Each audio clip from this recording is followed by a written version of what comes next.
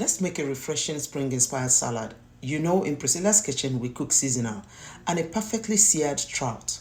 Trout is in the same family with salmon, but the difference is it spends its entire life in fresh water. Salmon splits between rivers and ocean.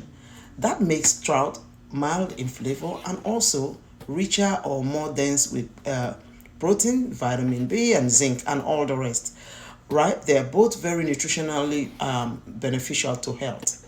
So to make for a better presentation, I cut off all flaps. You can see it was even when we started, right? So I cut off both ends that are flappy and I simply scored the back. By scoring, it's going to sear perfectly well and not bulge. When you don't score, there's a tendency that when you sear, the bottom or the middle of it is not going to touch the pan, and then you don't have a crispy skin there.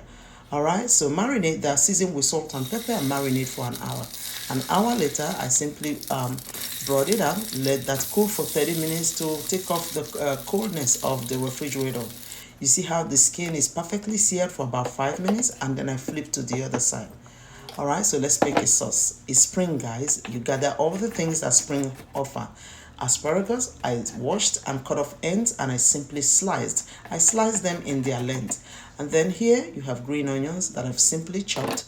Then I have sugar snap peas. Line them up in their length and simply thinly slice. This is where your knife skills come to place. All right, come to play. Now you want to zest in some lemon. Okay, this is the sauce. Remember in our sauce making class, right? Like your culinary 101, you need to have some basic vinaigrettes in the house. This is our red wine vinegar. So I simply tossed in. There's also grapes there, right? I tossed all of that together. This salad is a make ahead. You can make it ahead and leave it. The longer it stays, the better. All right, here we go, guys. Our perfectly seared trout. Our trout is cooked to opaque. That is the temperature you always want to cook your trout. It needs to be opaque. When you bite into this, the middle should be slightly pink. Delicious, guys. Light, carbless night. This fits all day, all the time.